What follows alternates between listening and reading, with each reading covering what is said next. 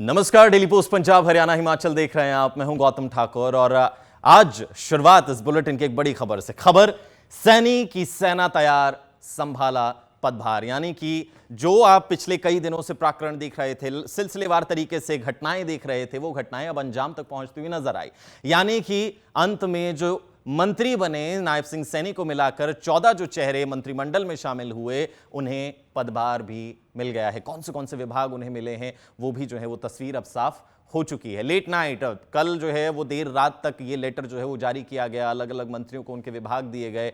खुद जो है वो नायब सिंह सैनी ने 13 विभाग अपने पास रखे हैं। वहीं अनिल विज को विभाग दिए गए। लेकिन गृह विभाग, सबसे बड़ी चीज, गृह विभाग जो पिछली सरकार में यानी कि 2019 में जब मनोहर लाल सत्ता में आए तो उन्होंने अनिल विज को गृह विभाग दिया था। होम मिनिस्ट्री जो है वो स्टेट होम मिनिस्ट्री दी थी। लेकिन इस बार होम मिनिस्ट्री जो है वो खुद अपने पास सीएम ने रखी है। आपको बताएं कि हरियाणा में विभागों का भी ये बंटवारा हो चुका है। सीएम सैनी के पास गृह, वित्त समेत कुल मिलाकर जो है वो 13 मंत्रालय हैं और अनिल विज बिजली एवं परिवहन मंत्री होंगे। चेंजेस जो हैं वो हुए हैं। बिजली और परिवहन मंत्री जो हैं वो अनिल विज होंगे। गृह मंत्रालय पिछली जो है वो टर्म में उन्होंने संभाला था, मनोहर लाल की सरकार में संभाला था। वहीं श्याम सिंह राणा जो है वो कृषि विभाग संभालेंगे और महिपाल सिंह ढांडा को शिक्षा विभाग मिला है। वहीं श्रुति चौधरी, 2 महिलाएं जो हैं वो इस कैबिनेट में शामिल की गई हैं। उनमें से एक श्रुति चौधरी जो कि राज्यसभा सांसद किरण चौधरी की बेटी हैं। दोनों ही मां बेटियां जो हैं वो लोकसभा चुनाव के बाद कांग्रेस को टाटा बाय कहकर हलो हाय किया था भारतीय जनता पार्टी को, और भारतीय जनता पार्टी ने किरण चौधरी को सीधा राज्यसभा की टिकट दिया और श्रुति को जो है वो ना सिर्फ चुनावी मैदान में उतारा बल्कि कैबिनेट रैंक भी उन्हें मिला। अब उनके पास मंत्रालय जो है वो सिंचाई मंत्रालय उनके पास होगा और महिला व बाल विकास मंत्रालय भी श्रुति ही संभालती हुई नजर आएंगी। नई सरकार के शपथ ग्रहण के कुछ दिनों बाद हरियाणा के मुख्यमंत्री नायब सिंह सैनी द्वारा जो है वो मंत्रिमंडल दे दिया गया है। तो ज्यादा जानकारी के लिए हमारे साथ हमारी संवाददाता पूजा वर्मा जुड़ गई हैं। पूजा, जो तमाम उठापटक का दौर था वो अब शांत हो गया, क्योंकि आखिरी कयास ये लगाए जा रहे थे कि आखिर कौन से जो है वो पदभार संभालेगा, उनके पास कौन से विभाग जाएंगे। तो पूजा, अभी जो है सबसे बड़ी चीज, अनिल विज के पास गृह विभाग नहीं है, उनको जो है वो बाकी विभाग जो है वो दिए गए हैं। पूजा,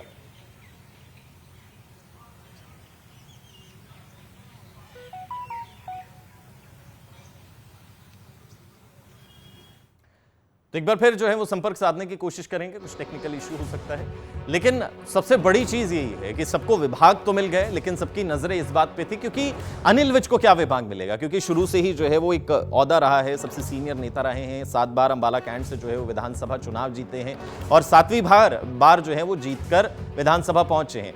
उनके द्वारा जो है वो दावा किया जा रहा था कि अगर मुझे हाईकमान सीएम पद पर बैठाता है तो मैं इनकार नहीं करूंगा। मैं सिर्फ उन कयासों का जवाब देना चाहता हूं जो कयास लगाए गए कि मैं सीएम नहीं बनना चाहता, लेकिन मैं सीएम बनना चाहता हूं।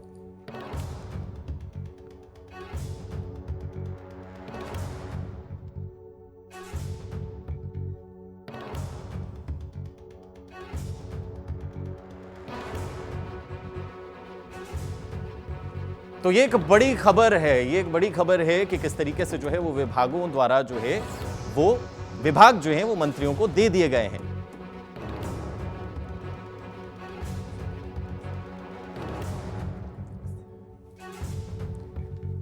तो ये लिस्ट आपके सामने चल रही है। हर एक मंत्री उसे आज उसका जो है वो विभाग दे दिया गया है। अगर मैं नायब सिंह सैनी की बात करूं, उनके पास फाइनेंस है, एक्साइज है, टाउन एंड कंट्री प्लानिंग है, साथ ही साथ महिपाल ढांडा को स्कूल एजुकेशन, हायर एजुकेशन और भी साथ ही साथ जो है वो विभाग दिए गए हैं। तो एक बार फिर जो है वो संपर्क जो है वो बना है। पूजा, कैबिनेट का जो है वो बंटवारा हो गया है। सवाल यही है कि सबसे ज्यादा नजरें जो हैं वो अनिल विज पर टिकी हुई थी कि क्या उन्हें गृह विभाग मिलेगा या कौन से विभाग मिलेंगे, लेकिन उन्हें गृह विभाग नहीं दिया गया है। सीएम ने खुद अपने पास रखा है। डिटेल वाइज जो है वो चीजें आपसे जानना चाहेंगे कि क्या मतलब है अनिल विज को दिए गए विभागों का, उनका जो ओहदा है वो कैसे जस्टिफाई होगा।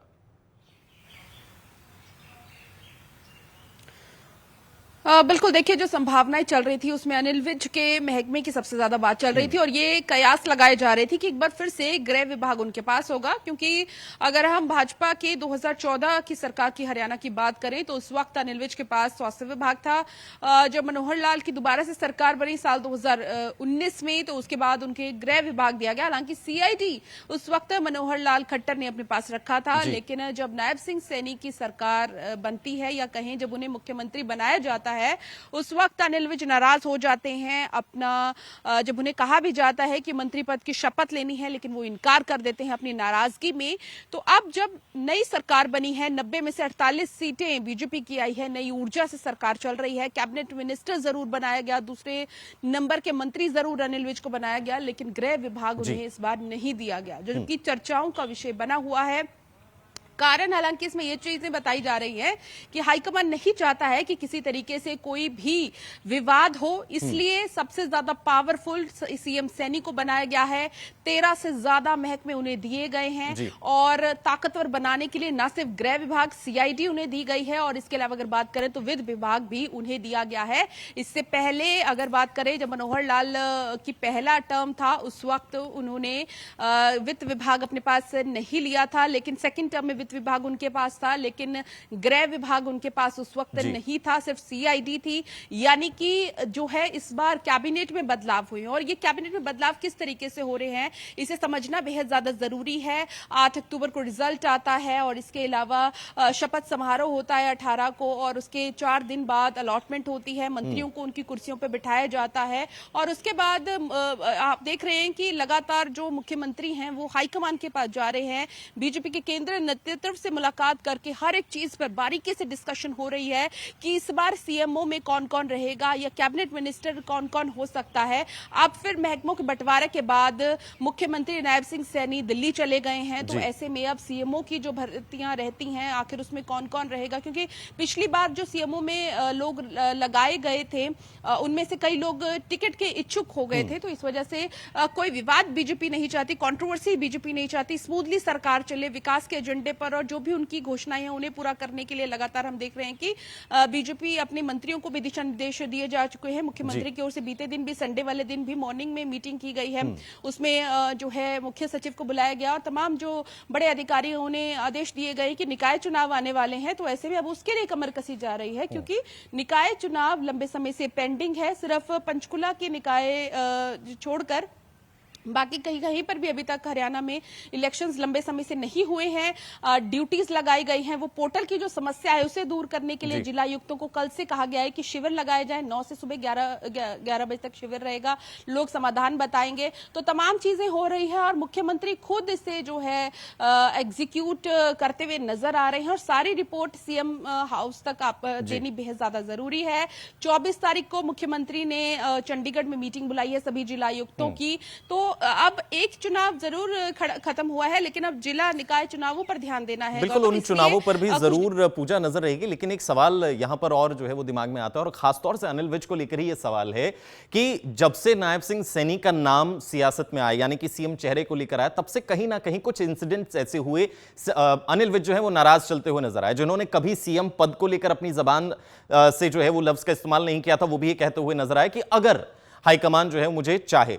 वहां एक नाराजगी उनकी तब हमने देखी जब सीएम नायब सिंह सैनी का जो है वो नाम अनाउंस होता है, उसके बाद अभी भी कई चर्चाएं हमने सुनी, उसके बाद उनका गृह मंत्रालय का पद चला जाना, उसके बाद उन्हें बिजली और दूसरे विभाग मिलना।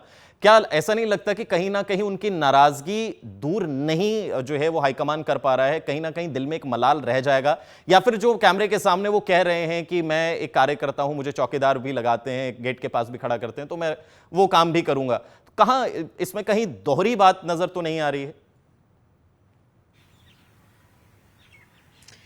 देखिए, अनिल विज को अगर एक मंत्री के तौर पर देखें तो अगर एक पॉलिटिशियन के तौर पर देखें तो बेबाक रहे हैं, बेबाकी से हर बात का जवाब दिया है, अपनी इच्छाएं जाहिर करी हैं और ये इच्छाएं कोई 2024 में नहीं 2019 में भी जाहिर करी थी और 2014 में भी जाहिर करी थी, क्योंकि एक्सपेक्टेड ये था कि जब मुख्यमंत्री बनेंगे वो अनिल विज बनेंगे, सबसे सीनियर थे और जब बीजेपी के सिर्फ 2 विधायक हरियाणा में थे तो उस वक्त अनिल विज उसमें से एक थे, लेकिन कहीं ना कहीं उन्हें ये जरूर लगा कि उन्हें इग्नोर किया जा रहा है, चाहे मुख्यमंत्री की बात हो, पिछली ठीक है, बार भी पूजा। अगर हम बात करें तो ये लगाया जा रहा था अगर मनोहर लाल को हटाया जा रहा है तो अनिल विज को रखा जाएगा, लेकिन ऐसा नहीं हुआ। महकमों में कहीं ना कहीं एक कंट्रोवर्सी जरूर पैदा हो रही है। बिल्कुल हालांकि पूजा, अनिल विज यही अभी देखना होगा कि क्या वाकई इस कंट्रोवर्सी को शांत हाईकमान कर पाता है, विभागों से क्या होगा वो भी देखना होगा। बहुत बहुत शुक्रिया पूजा, तमाम जानकारी के लिए, विस्तार से हमें कैबिनेट के बारे में बताने के लिए।